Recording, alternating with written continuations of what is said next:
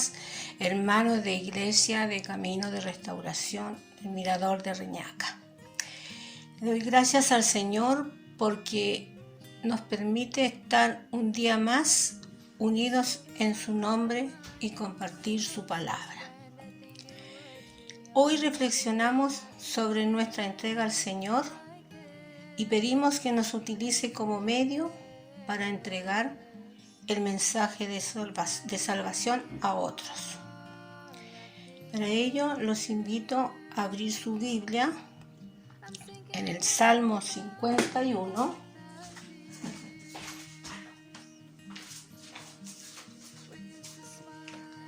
En el Salmo 51, el capítulo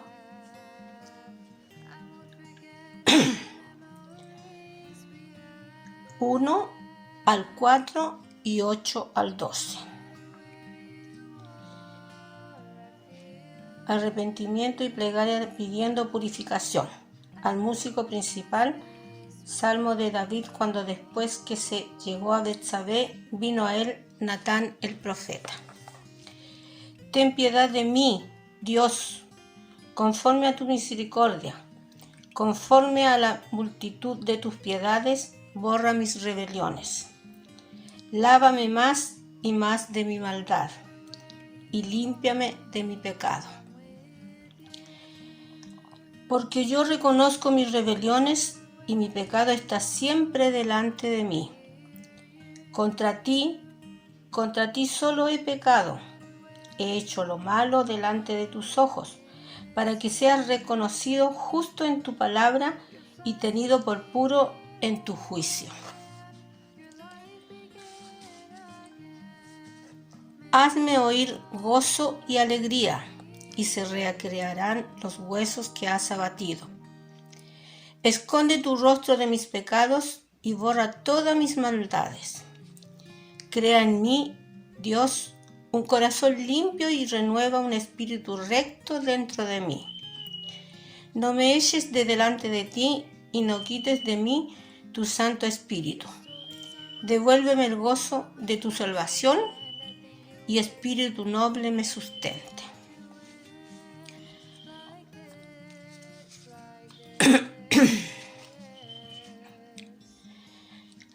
Oramos para que este culto siga llegando a los corazones de quienes están desorientados y faltos de una palabra de Dios. Señor, te damos gracias en este día. Toca nuestros corazones con tu espíritu. Te agradecemos, Señor, porque en ti podemos confiar. Tú tienes el control de todo nuestro ser. Bendice, Señor, a nuestras familias y a cada uno de mis hermanos de Camino de Restauración. Y que tu bendición sea sobre cada uno que esté pasando un momento de dolor, de angustia. Señor, dale fortaleza, sabiduría, paciencia y humildad para solucionar sus problemas. En el nombre de Jesús. Amén. Ahora los invito a abrir su Biblia en Jeremías, capítulo 31, versículo del 31 al 34.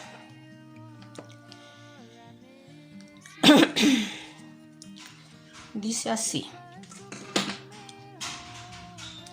Vienen días, dice Jehová, en los cuales haré un nuevo pacto con la casa de Israel y con la casa de Judá, no como el pacto que hice con sus padres, el día en que tomé su mano para sacarlos de la tierra de Egipto, porque ellos invalidaron mi pacto, aunque fui yo un marido para ellos, dice Jehová.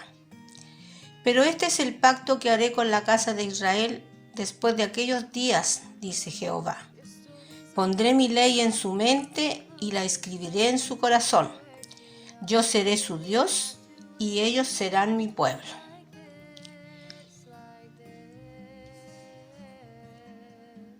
Y no enseñará más ninguno a su prójimo, ni ninguno a su hermano, diciendo: Conoce a Jehová, porque todos me conocerán, desde el más pequeño de ellos hasta el más grande, dice Jehová. Porque perdonaré la maldad de ellos y no me acordaré más de su pecado. Amén. Ahora, hermanos, cantamos para preparar nuestro corazón para recibir la palabra de Dios.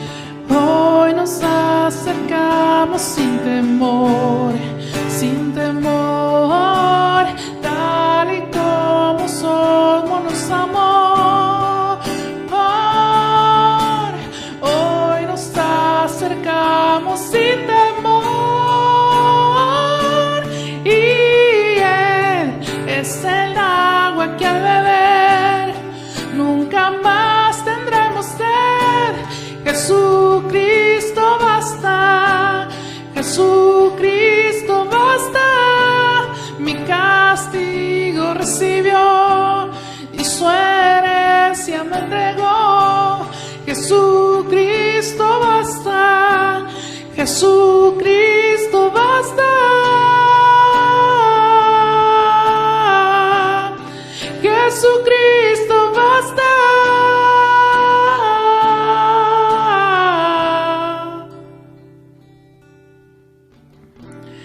Ahora hay un futuro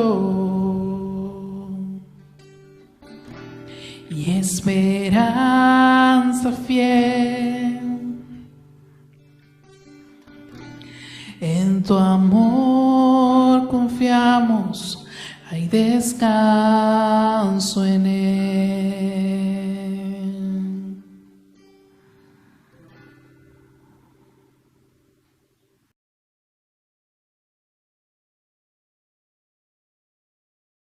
Buenos días, hermanos, les saludo en el nombre del Señor.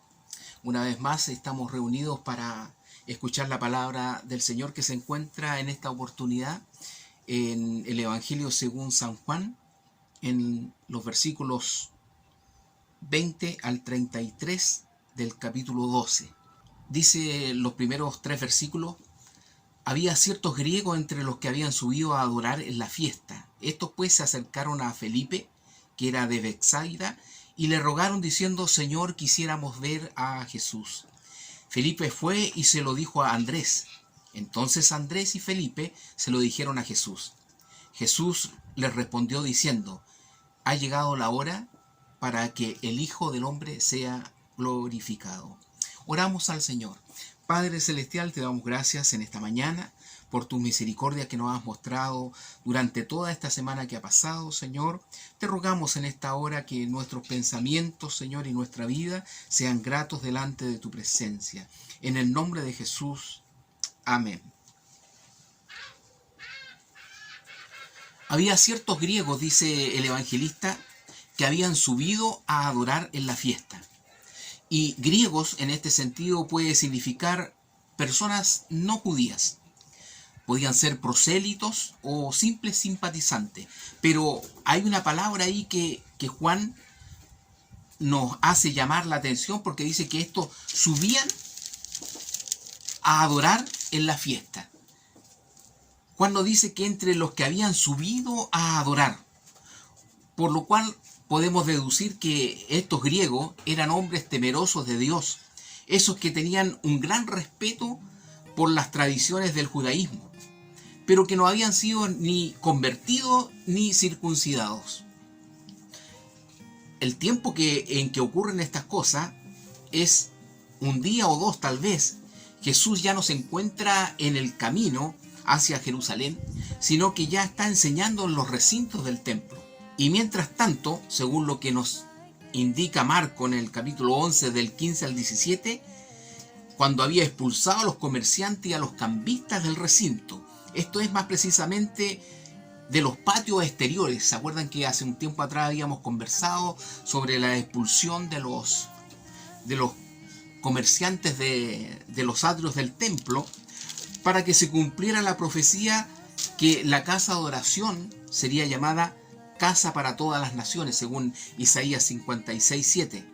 Entonces, probablemente estos judíos ven en la acción de Jesús a un hombre que está favorable hacia ellos, porque los griegos que simpatizaban con el judaísmo, que adoraban al mismo Dios de los israelitas, solo se les permitía entrar hacia los atrios de las mujeres, un lugar amplio donde podían estar. Hasta ahí podían llegar ellos.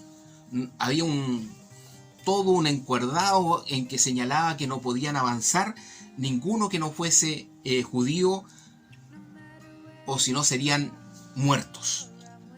Tal vez en este acto de Jesús ellos vislumbran un tiempo de reforma. Están mirando a Jesús tal vez como un profeta. Lo que sí es claro es que estos hombres subían a dar culto, subían hacia el templo, pero en ese trayecto se encuentran a Jesús y por supuesto renuncian a su propósito. Jesús ha sustituido el templo y desvía el itinerario de toda esta gente, de toda esta multitud. Él ha anunciado el fin de todos los templos, en particular el de Jerusalén. La sustitución del antiguo culto por el amor fiel a los hombres. Así comienzan a acercarse las ovejas que no son del redil de Israel.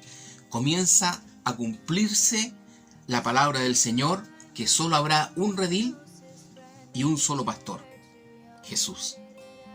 Y la propuesta que ellos llevan y que se dirigen a Felipe, el único de los discípulos que tiene un nombre griego. Señor, quisiéramos ver a Jesús.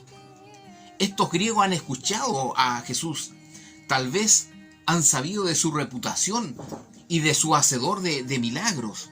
Pues en el capítulo 12, en los versos anteriores a lo que estamos leyendo, dicen que la gente que estaba expectante a Jesús cuando subía hacia Jerusalén, dice, y daba testimonio a la gente que estaba con él cuando llamó a Lázaro del sepulcro y le resucitó de los muertos, por lo cual también había venido la gente a recibirle porque había oído que él había hecho esta señal. O sea, hay una expectación y estos judíos quieren ver y se dirigen a este discípulo para pedirle ver a Jesús. Y la respuesta de Jesús es extraña, porque no les da una respuesta a la necesidad que ellos le presentan, en que hay unos griegos que quieren ver a Jesús. Jesús les responde diciendo, ha llegado la hora para que el Hijo del Hombre sea glorificado. Ha llegado la hora. En este evangelio nos vamos a encontrar en dos ocasiones anteriores a esta, en las cuales Jesús determina y dice que aún no había llegado su tiempo o que no había llegado su hora. El hecho de que su hora aún no había llegado libró a Jesús de toda la violencia que había alrededor de él. Pues el evangelista nos informa ahí en el capítulo 7, verso 30 del libro de Juan, diciendo, entonces procuraban prenderle, pero ninguno de ellos le echó mano porque aún no había llegado su hora. Y lo mismo lo va a replicar en Juan capítulo 8, verso 20. Estas palabras habló Jesús en el lugar de las ofrendas, enseñando en el templo, y nadie le prendió porque no había llegado su hora. Sin embargo, en este momento Jesús dice, ha llegado la hora. Así como Jesús fue librado de las maquinaciones de sus enemigos que buscaban destruirle, así también nosotros, cuando Dios tiene propósito con nosotros, nos convertimos en unos verdaderos Highlander, en unos inmortales, porque cuando el propósito de Dios está sobre nosotros, al igual que como con Simeón y con Ana, que eran ancianos, pero Dios le había prometido en el propósito de él que no verían la muerte hasta que vieran al Hijo del Hombre como Mesías sobre Israel. Así también ocurre en la vida de Pedro, que estaba encarcelado después de que Jesús había resucitado. Cuando él empieza a predicar en Jerusalén, dice que Herodes manda a arrestarlo y mata a Jacobo, pero a Pedro lo tiene guardado con 16 guardias en una cárcel de seguridad. Sin embargo, la iglesia hacía oración ferviente por la vida de Pedro, y el Señor que llama las cosas que no son como si fuesen, que tiene la autoridad sobre la naturaleza y sobre la circunstancia, Él dice que manda a su ángel y las cadenas son rotas, se abre la cárcel y Él sale por en medio de los soldados sin que nadie pueda impedírselo. Tan así que cuando la iglesia que oraba fervorosa le ve, creen que están viendo un espíritu. Tampoco creyeron, estaban orando, pero sin embargo no vieron. Jesús dice, ha llegado la hora. El verbo ha llegado está en tiempo perfecto en el griego. Y eso significa que la hora ha llegado para permanecer con nosotros. No hay vuelta atrás. La gloria que en Él se va a manifestar es la misma la del Padre. Es lo que dice Juan en el capítulo 1, dice verso 14, y vimos su gloria, gloria como del unigénito del Padre, lleno de gracia y de verdad. Es su humanidad en la cual tendrá lugar esta teofanía. Así está saldada esa gran diferencia entre Dios y el hombre. Ha llegado la hora para que el Hijo del Hombre sea glorificado. Jesús no se refería a que sería glorificado ante los ojos de los hombres. Eso acaba de suceder en la entrada triunfal. La glorificación que Jesús está señalando es la glorificación en la cruz. Algo que el mundo solo podía ver como una humillación, algo vergonzoso. Jesús lo ve como algo glorioso porque dice, será glorificado. Es precisamente el hecho de que Jesús va a manifestar la gloria del hombre, lo que permitirá por su intermedio esta misión. Él no viene a proponernos una doctrina, ni siquiera una ideología, sino a mostrar el designio creador de Dios. Él no viene a proponer con esto barreras culturales ni raciales, por cuanto la manifestación de la gloria de Dios indica la existencia de un nuevo templo, que será el lugar de reunión para todos los seres humanos, donde brilla el amor y brilla, por supuesto, la vida. La multitud judía y la pagana que habían ido en peregrinación hacia el templo de Jerusalén encuentran la gloria de Dios que reside en el hombre llamado Jesús. ¿Cuál es este camino al cual Jesús se refiere con la glorificación? Lo vemos ahí en los versículos 24 al 26 que dicen: de cierto os digo, que si el grano de trigo no cae en tierra y muere, queda solo, pero si muere, lleva mucho fruto. El que ama su vida la perderá, y el que aborrece su vida en este mundo, para vida eterna la guardará. Si alguno me sirve, sírvame. Y donde yo estuviere, allí también estará mi servidor. Si alguno me sirviere, mi Padre le honrará. Y aquí nos propone Jesús que reflexionemos con respecto a la metáfora del grano de trigo que tiene que caer. Así como la semilla nunca se convertirá en planta a menos que muera y sea enterrada, así la muerte y la sepultura de Jesús es necesaria para su glorificación. Antes de que pueda haber poder de resurrección y fruto, debe haber muerte.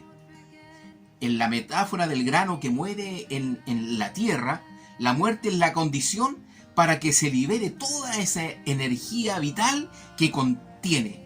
La vida allí encerrada se manifestará de una manera nueva. Jesús afirma que el hombre posee más potenciales de las que aparecen y que sabemos. Solamente el don en sí total las libera para que ejerzan toda esa eficacia. El fruto comienza en el momento en que el grano de trigo cae a la tierra y muere. Por eso que él dice: el que ama su vida la perderá, y el que aborrece su vida en este mundo, para vida eterna la guardará. Somos llamados en cierto sentido como a aborrecer nuestra vida, no en el sentido de prescindir de ella, sino en el sentido en que la pongamos a las plantas de nuestro Señor para el beneficio libremente del propósito de Dios. Nuestra vida es preciada para nosotros, especialmente porque es algo que lo podemos ofrendar ante el altar de Jesús. Si alguno me sirve, dice Jesús, sígame. Y aquí nos enfrenta o nos llama a reflexionar con respecto al seguimiento. Ser cristiano es seguir a Jesús. No es seguir una religión, ni siquiera seguir una ideología, por muy noble que pudiera ser, sino que Jesús nos llama a seguir el camino que Él ha delimitado.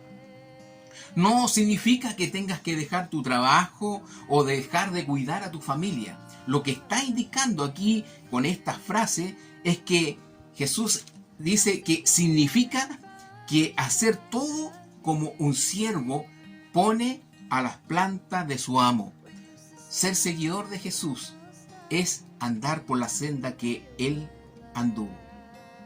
Y la palabra que dice me sirve es la palabra griega diáconos. Es esencialmente un siervo, un servicio que se puede hacer en la mesa o en cualquier otro lado. En cualquier lugar debemos de prestar servicio al Señor. Pero no termina allí la frase, sino que dice sígame. Ahora nos invita a seguirle en el camino, el del servicio total. Ser discípulo consiste en colaborar en su misma tarea, estar dispuesto a sufrir de la misma manera en que nuestro Señor sufrió, en medio de la hostilidad y la persecución, y con la posible y por grandes posibilidades de perderlo todo. Pero sin embargo Jesús nos dice que si perdemos, ganamos. Donde yo estuviere, dice, allí también estará mi servidor. Si Jesús murió en la cruz, fue levantado, fue enterrado, fue sepultado, como dice el credo apostólico, también dice que Él se levantó y resucitó y está sentado a la diestra de Dios Padre Todopoderoso. Y desde allí ha de venir a juzgar a los vivos y a los muertos. Yo creo justamente en esta palabra, porque Él dijo, donde yo estuviere, allí también estará mi servidor. Por lo tanto, el sufrimiento hoy día, comparado con la eternidad, no tiene comparación realmente. No tiene comparación. Así como Jesús está eternamente sentado a la diestra del Padre, así también nosotros, como decía la semana anterior, fuimos trasladados del reino de las tinieblas al reino de su amado Hijo Jesucristo. La hora crucial del Señor se encuentra ahí en los versículos 27 al 33. Ahora dice, está turbada mi alma. ¿Y qué diré? Padre, sálvame de esta hora. Mas para esto he llegado, a esta hora. Padre, glorifica tu nombre. Porque hay consecuencias de la decisión que ha tomado Jesús. Jesús entrando a Jerusalén, aclamado por las multitudes, con el sálvanos ahora, de profético, mesiánico, Él monta en un pollino de asna. Esa es la decisión que ha tomado Jesús. Jesús recibió esta hora crucial, sin embargo, lo turbado porque sabía lo que involucraban las agonías de la cruz. Juan no nos cuenta sobre la oración de Jesús en Getsemaní, pero la idea detrás de esa oración se expresa justamente en estos versículos. Y dice, ¿y qué diré? Padre, sálvame de esta hora. El sentido de su vida enteramente depende de su hora, que será su enfrentamiento final con el mundo homicida y la manifestación suprema del amor de Cristo. Su hora es la consecuencia y el coronamiento de su vida entera. Desde el principio lo tenía así presente. Sabiendo que esta hora es la hora crucial, Jesús no podía escapar de esta hora, porque sabía, como dice el texto, para esto he llegado a esta hora. La cruz, que había arrojado su sombra sobre toda su vida y ministerio, ahora se volvía realidad en la experiencia de Jesús. La respuesta del Padre la encontramos ahí en los versículos 28 al 30, cuando dice, entonces vino una voz del cielo, lo he glorificado y lo glorificaré otra vez. Y la multitud que estaba allí y había oído la voz decía que había sido un trueno. Otros decía, un ángel le ha hablado. Respondió Jesús diciendo, no ha venido esta voz por causa mía, sino por causa de vosotros. Entonces vino esta voz del cielo como respuesta a un testimonio en forma audible del estatus de Jesús como el Hijo de Dios. Después de la voz divina que se escuchó en su bautismo y en la transfiguración, tenemos esta voz que confirma a Jesús como el Hijo de Dios. Dice, lo he glorificado y lo glorificaré otra vez. Esta era una afirmación por parte de Dios el Padre conforme se acercaba ya la cruz. La gran preocupación que Jesús tiene en este momento era glorificar al Padre. Y se le aseguró que ya lo había hecho y que lo seguiría haciendo. No ha venido, dice Jesús en respuesta a esta voz y ante las consultas y las dudas de las personas que están allí presentes, no ha venido esta voz por causa mía, sino por causa de vosotros. Para algunos, la voz de Dios sonó como un trueno. Otros pensaron que sonaba como una especie de discurso angelical. Para aquellos que lo pudieron discernir, les dio confianza en que Jesús era el prometido en estos momentos críticos. Y aquí, para finalizar, nos lleva al juicio, al sistema imperante. Porque Jesús dice, ahora es el juicio de este mundo.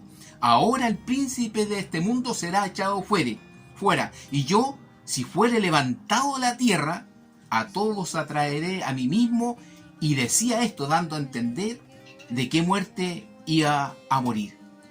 Ahora es el juicio de este mundo.